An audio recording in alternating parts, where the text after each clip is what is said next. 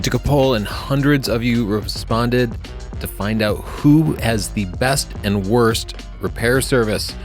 I'm not Ryan Seacrest. Let's get right into this. Number one is Olympus. They were number one by a pretty big margin. I was really surprised. The little camera company that had an over 90% satisfaction rate with their service, a median repair time of 7 days, and an average repair time of 8.5 days. Better than any other standard service. We're not talking about pro services here. I separated those out. We'll talk about pro services in a little bit. Maybe the most interesting thing is that 0 Olympus users reported environmental damage. Every other camera company, Pentax, Panasonic, Nikon, Canon, they all brag about some weatherproofing, but every company had some reports of environmental damage. Nobody had water, dust, or any of that wreck their Olympus. So maybe Olympus's claims of being environmentally tough, maybe they're all true. They sure seem to hold up. Here's one person's quote about Olympus. Olympus replaced the broken display of an EM10 Mark II without any fee. Obviously, it was my fault and not covered by any guarantee. Amazing service for a consumer camera. In fairness, I saw this kind of anecdotal evidence for all the camera companies. A lot of people had stuff replaced for free that wasn't actually under warranty. That's a good sign. But every camera company also had bad stories. Like Olympus confirmed my camera arrived when I called to follow up because it had been there for several weeks. It could not be found. No reason, no replacement, no nothing, just a lost camera. These kinds of horror stories are really common for every camera company. And that's why I wanted to do the poll, to separate out anecdotal evidence and gather real data.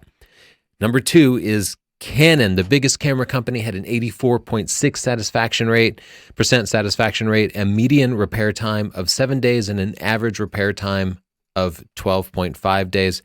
If you don't remember your 6th grade math, median, if you line up all the numbers, median is taking the middle number. Average is adding them all up and then dividing by the number. So when you look at the sort of graph of how long repairs takes, a lot of repairs are done in a day or two. And then you'll have some outliers that take, sometimes people had repairs take 6 months because there just wasn't some part that the camera company needed. And that's why the averages are always going to be higher than the medians because of these crazy outliers. I was totally impressed. This pretty well seals my decision to buy one of the high-end EOS Rs after Canon releases them. People really do care about customer service and these types of repairs, and they consider it when they're buying their next camera. These are important factors. And the reason I did this was I had so many people saying, you can't be telling people to buy a Nikon camera or a Sony camera or a Canon camera because I had this one repair and they just did a terrible job on it. Here's the flip side. Canon hires another company to repair all of its products in Spain, and that company is awful. Actually, this same company does repairs for some of the other companies, camera companies too, and it does seem like they have a lot of bad anecdotal evidence out there. And I want to make the point that customer service can vary by country, and this was a worldwide poll, and the demographics of the poll closely reflected the demographics of our YouTube channel, which means about 40% were in America, and the rest were from other countries around the world. If you get Canon Pro Services, we have a podcast on Pro Services. You should listen to it. The performance was much better.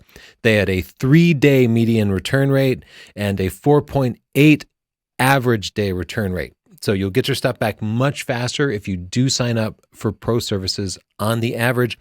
These numbers were not included in the overall numbers. I separated out Pro and Standard services. I'm not going to show you numbers for Pro Services for the other camera companies because I didn't get a statistically significant number of responses. There just weren't as many people using the other Pro Services, but I had plenty of Canon Pro Service users. Fujifilm in number 3, a satisfaction rate identical to Canon at 84.6%. These two were really close. Fuji just got number 3 because the repair times were just very slightly longer. A median repair time of 10 days and an average repair time of 12.6 days. But for all accounts and purposes, Fuji and Canon are tied for second place. Nikon coming in at a little more distant 4th place, still at an 80.5% satisfaction rate. The repair times get a little bit longer here, median of 10 days and an average of 16.1 days. There were a lot of people kind of irritated by Nikon service. Let's take a quick second. I'm just going to plug my books. Stunning Digital Photography, the #1 photography book in the world, has over 14 hours of video built into it that you can just watch. And we also have books on Photoshop, Lightroom, buying camera gear, and the art and science of photography that gets really deep into it. Check it all out at our store starting at $10 at sdp.io/store and use the coupon code YouTube for 10% off. And right now, The last place, number 5, is Sony. A lot of people said Sony has the worst service, and you were right. Their satisfaction rate, 70.6%. It's actually kind of abysmal and much, much lower than the other camera companies. The repair time wasn't that much worse, with a median time of 10 days and an average time of 16.3 days. I will say we've had experience with both the standard Sony repair service and the professional service, and the professional service has been great, and the standard service has been really bad. I will also say that Sony has been ramping up their repair services in just the past couple of years. They're really kind of building up to being able to handle the large amount of cameras and professional services that they have.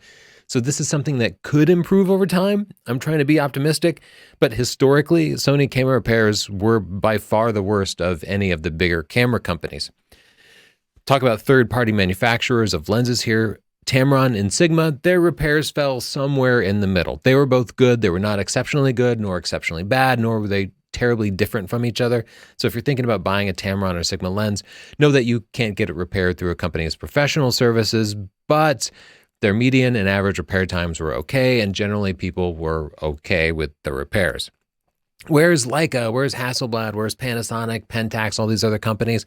I only shared the camera companies for which I had statistically significant amounts of data, and I just didn't get that many people responding. But I did get some responses. I just didn't get enough that I felt comfortable with it. So why are you people breaking your cameras? There are a lot of different reasons, but about a quarter of you dropped your camera. And most of our repairs are caused by drops too. Random failures accounted for about 18%. Focusing problems, including focusing problems on lenses, were about 13%. About 7.5% of people had it fail through heavy use, for example, wearing out the shutter. 9.3% were environmental damage, things like rain and dust wrecking your camera. Image quality was about 2.8%, and then like all the other explanations were about another quarter of it. So stop dropping your camera, people. About 46% of the repairs were free, either under warranty or just replaced for free for some other reason. Of the non-warranty repairs where you had to pay, the average price was about $309 and the median price was about $267.